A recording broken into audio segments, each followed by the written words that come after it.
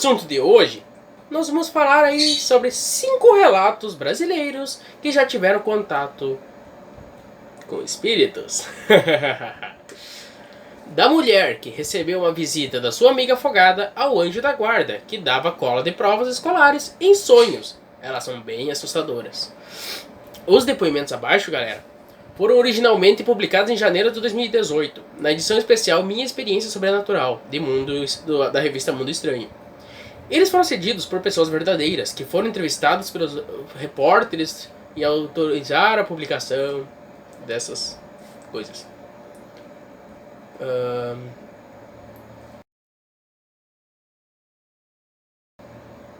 Registrei um fantasma em uma filmagem. A primeira. Era uma sexta-feira de verão, 8 anos atrás, quando fui com mais 3 colegas fazer uma gravação no Parque Ecológico da Vila Prudente, na zona leste de São Paulo. Na época, eu estava fazendo uma pós-graduação em cinema e queria pegar prática em filmagem. Então sempre propunha tomadas externas para trabalhos do curso. Naquela manhã, faríamos algumas cenas de um curta-metragem. O roteiro contava a história de um travesti que caminha pela rua na volta de uma balada quando é abordada por 2 homens e um carro. Eles a ofendem e depois disso aceleram, fazendo os pneus do carro cantar. No final do curta, chocam-se contra um caminhão. Apesar da trama mórbida, o filme era bem humorado, com uma mensagem de tolerância no final. Take surpresa. Filmamos a sequência do carro na rua em frente ao parque, que fica ao lado do crematório da Vila Alpina. Eu conduzi a câmera e decidi dar um close frontal em um caminhão de mudanças, que estava estacionado por lá. Minha ideia era inserir a imagem na montagem final e assim simular o acidente. Gravei. Seguimos o roteiro de tomadas e encerramos o trabalho. Era um dia lindo, ensolarado e cheio de luz. Na hora, não percebi absolutamente nada de estranho. À tarde, quando cheguei à faculdade para trabalhar nas imagens, abri o material na ilha de edição e comecei a avaliar o que havíamos feito. Assim que o close do caminhão apareceu na tela, vi que havia registrado com nitidez um espírito. Era um homem jovem de cabelos curtos e encaracolados, que olhava diretamente para a câmera. Tinha os olhos vermelhos e deu a impressão de me fitar fixamente numa expressão de ódio puro, como pensou: o que tu está me filmando? Ou o que você está fazendo aí? Deixa nós em paz, é uma coisa assim, entendeu? Olhar fulminante. Gelei na hora. Chamei os outros colegas que estavam na sala e mostrei o take do fantasma. Todos puderam ver a imagem do homem dentro do caminhão. O trabalho encerrou e nunca mais vi sua imagem em outro lugar. Acredito ter filmado um espírito que havia abandonado recentemente o corpo de seu dono, mas ainda estava preso no plano terrestre. Deveria haver muitos assim ali perto, pela proximidade do crematório, sem poder sair. Encheu-se de raiva e por isso me olhava daquele jeito, porque pensa, se ele foi cremado, muitos não querem, não sabe o que vai acontecer com o corpo depois que morreu. E às vezes ele foi cremado e não gostou do que fizeram com ele, e ficou ali preso nessa coisa que não consegue se libertar.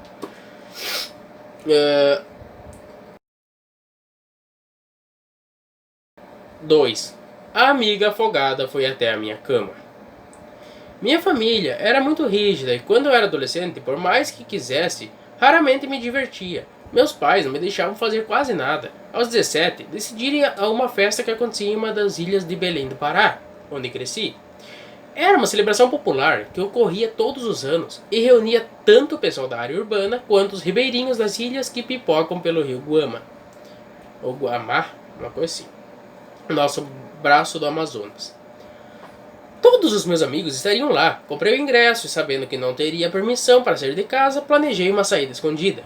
Minha mãe descobriu meu plano e proibiu qualquer movimentação. Arrasada, chamei minha melhor amiga e ofereci o ingresso que tinha. Ao menos ela se divertiria no meu lugar, pensei, para garantir que não tivesse dificuldade em chegar. Dei também o valor da balsa que atravessava o rio até a ilha. Naquela noite lotada de pessoas animadas para a festa, a embarcação virou. Minha amiga, sentada com o ingresso que eu havia lhe dado, caiu na água e se afogou. O acidente chocou a região e minha família ficou muito aliviada. Estavam convencidos de que a rigidez de minha mãe havia salvado a minha vida, mas eu só pensava na minha amiga, lá, para a cama, todos os dias. Ia para a cama todos os dias, chorando muito. A mãe dela me responsabilizava pela morte. E eu também. Visita inesperada. Uma semana depois do desastre, no meio da noite, acordei com um barulho estranho no chão de madeira. Como estalos. O piso do meu quarto parecia estar se abrindo. Em seguida, senti algo ou alguém deitar do meu lado na cama. O quê? O que fosse? Era real. Pois senti o frio na pele, no braço, assim que aquilo encostou em mim. Era como o contato de outra pele, mas gelada e muito pegajosa. De repente, meu quarto foi invadido por um cheiro pútrido, fortíssimo. Pútrido é podre, galera. É um cheiro que ninguém quer sentir. Eu estava com muito medo e não tinha coragem nem de abrir os olhos.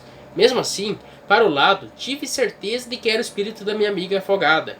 Sabia que ela não iria me fazer mal, mas também não queria que ela ficasse ali. Comecei a rezar com muita concentração, sem me mexer nem fazer nenhum som. Os olhos continuavam apertados, fechadíssimos. Alívio da culpa. Depois de um tempo, ela desapareceu. Não sei explicar como foi embora, mas não estava mais lá. Na época, a culpa tinha tomado conta da minha vida, e eu me sentia muito mal.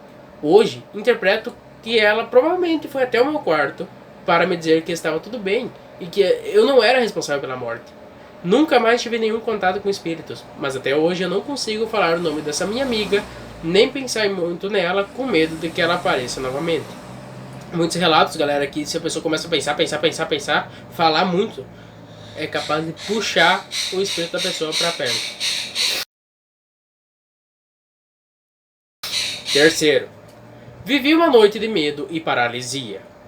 Eu tinha 19 anos e estava vivendo uma semana difícil. Meu namoro de 1 ano e meio havia acabado e eu tinha dificuldade em aceitar o fato. Me sentia confuso, como sabia lançar runas, pedras com inscrições antigas usadas para obter respostas, mais ou menos como ocorre no tarô.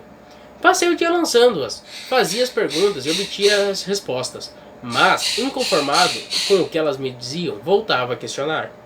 Quando fui dormir, estava completamente agitado. Passei a ter pesadelos logo que adormeci, com meu melhor amigo e minha família, e os sonhos terminavam de formas horríveis. No meio da noite, despertei. Me sentia mal, e quando tentei me mexer, vi que não conseguia mover os músculos do meu corpo. Olhei para a porta do meu quarto e vi uma figura, um homem talvez. Muito alto e encapuzado, eu não podia ver seu rosto, nem distinguir detalhes da sua roupa, mas sentia claramente que estava me encarando. Não é o Slenderman, galera. Força mental. Fiquei com muito medo, e para piorar, seguia sem poder me mexer. Devo ter adormecido de novo e voltei a sonhar. Mas isso só durou um tempo, até que acordei e mais uma vez constatei que estava paralisado. Agora, porém, a figura estava sentada na minha cama. Pensa o pavor, pessoal. Tu tá ali paralisado, tu não consegue se mexer e aquela coisa perto de ti ali. Tentei me levantar usando toda a minha força do meu corpo, mas senti uma energia pesada me segurando. Continuei fazendo força e mentalizando o movimento de sair da cama para longe daquele ser. Senti apenas uma energia muito ruim. De repente, senti uma dor intensa, como uma cãibra extremamente forte. Quem já teve cãibra já sabe do que ele está falando. Então, meu corpo pulou da cama e caiu sobre a mesinha do computador, a 1,5 metro de distância. Alerta de Odin. Depois dessa noite, fiz pesquisas para entender o que havia ocorrido. Descobri pela internet que existem lendas sobre as pessoas que são seguradas por um fantasma. Também aprendi que no xamanismo existe um termo chamado peia espiritual, usado para definir o fato de um humano ter uma bronca com algum deus. Eu acredito ter uma conexão espiritual com Odin, para que as runas são uma invocação direta.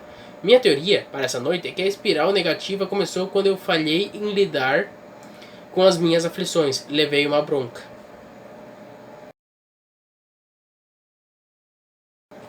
4. Segurei na mão de uma menina fantasma. Moro com uma amiga e nossos 2 gatos. Há alguns meses, recebemos a visita de outra amiga do nosso grupo, que ficou hospedada em nossa casa. Nessa noite, invertemos o arranjo habitual. A visita ficou no quarto da minha colega de apartamento e ela veio dormir no meu, em um colchão que colocamos no chão. Felinos pelo quarto. Como de costume, deixei a porta do quarto entreaberta para que os gatos pudessem circular. Eles gostam de perambular pelos cômodos à noite, e às vezes até brincam enquanto a gente dorme. Por isso, não achei estranho quando no meio da madrugada senti algo pesar sobre meus pés. Imaginei que fosse um dos bichinhos e segui dormindo despreocupada, mas de repente minha amiga chamou meu nome. Ela estava deitada no colchão e com uma voz sonolenta. Disse que havia uma garotinha na minha cama, chorando muito alto. Pediu que eu parasse de fazer a criança chorar porque isso estava atrapalhando o sono dela. Naquele momento, abri os olhos e mirei na direção dos meus pés. Realmente, havia uma menina de uns 7 anos de idade sentada ali. Ela era branca, tinha os cabelos pretos e chorava muito. Entendi que eu estava no meio de um sonho. Ainda sonhando, levantei da cama, peguei a garota pela mão e fui levando em direção à porta da sala. Pedia que ela parasse de chorar e que fosse embora da minha casa.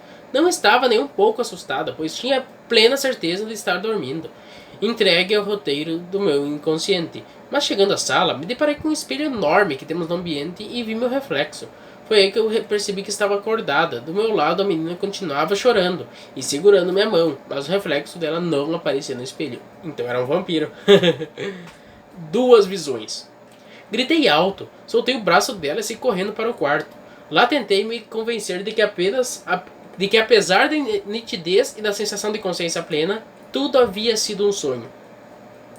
Mas estava desperta demais para acreditar. Era real. Chamei minha amiga e contei o que havia ocorrido. Ela acordou meio sem vontade e tentou me acalmar. Quando perguntei se também havia visto a criança no pé da minha cama, ela disse que sim. Não tivemos coragem de ir até a sala para ver se ela continuava chorando lá. Minha amiga voltou a dormir, mas eu estava em frangalhos. Saímos do quarto só quando o dia clareou, e naquela hora não vimos nenhuma criança em nossa casa. A pior parte para mim é saber que minha amiga também viu a garotinha fantasma. Isso me deixa sem espaço para duvidar dos meus olhos, lá em casa. Sou a única a dar importância para o episódio até hoje. Mas não posso evitar segurar naquela mãozinha. Me deu muito medo. E ainda me dá. Pensa, galera. Você tá dormindo de boa ali. Ai, uma criança na minha cama. E sendo que não tinha criança na casa. Meu Deus, galera. Quinto e último relato. Meu anjo da guarda apareceu nos meus sonhos e previu o futuro. Quando eu tinha 16 anos, comecei a sonhar com frequência com um senhor de cabelos brancos. O senhorzinho sempre vinha falar comigo no meio do meu sonho, quando eu estava em uma praça ou durante uma caminhada por um campo verde. Parecia me conhecer, me chamava pelo nome e várias vezes disse que sempre esteve comigo, só que eu não sabia. Ao lado dele, minha sensação era de felicidade e segurança. Eu o via como alguém muito bonzinho e protetor. Num dos sonhos, ele explicou ser um tipo de anjo da guarda. Eu respondi que não acreditava muito nessas coisas, porque, né, anjos, vai saber se... O que tem? Tivemos o mesmo diálogo algumas vezes, até que uma noite ele disse que iria me ajudar a crer. Sua tática foi começar a me passar informações que eu poderia confirmar na vida real. Primeiro, me contou que minha namorada, que eu vou inverter também, galera, na época estava me traindo e que uma pessoa próxima me daria a notícia. No dia seguinte, foi exatamente o que ocorreu. Aí é pra quebrar. A pessoa não acredita, daí do nada vem ali e fala: será que não é combinado? Vai saber. Ajuda na escola. Também comentou perguntas que estariam nas provas, para as quais eu estava estudando, e indicou os trechos de livros que eu poderia estudar para responder. Bem, mais uma vez estava certíssimo. Puta merda, galera. Desculpa o palavrão aí, mas é de apavorar mesmo. Ele fez isso outras vezes, mas frisou que eu não deveria dividir o segredo com ninguém, apenas acreditar. Falar de coisas que se tornariam realidade era apenas suas estratégias para me convencer de sua existência. Mas as confirmações começaram a me afligir e passei a ter medo de dormir. Queria evitar sonhar com ele e ver novos fatos se concretizarem. Eu de fato havia acreditado nele, mas agora estava morrendo de medo, por isso não consegui guardar a história para mim. E contei para algumas amigas, ou amigos. Tinha esperança de que alguém me ajudasse a ficar calma e a entender o que estava passando. Afinal, eu sabia que ele era real, mas não podia decidir se era um anjo, um espírito ou outra coisa, porque a guria podia ser sensitiva, podia ser alguma outra coisa, né, que estava recebendo, que nem o Chico Xavier. Ninguém vai saber também. Depois disso, porém, foi exatamente como ele disse. Ele desapareceu. Nunca mais vi o senhor bondoso de cabelos brancos, para minha decepção. Adoraria que ele voltasse, ou que eu tivesse mais coragem para recebê-lo. Bom, galera, esse foi o vídeo de hoje. Espero que vocês tenham gostado. Desça ali a barrinha para baixo um pouco, clique no botãozinho vermelho para se inscrever, ative o sininho de notificação e deixe seu joinha. Até a próxima, galera. Fui!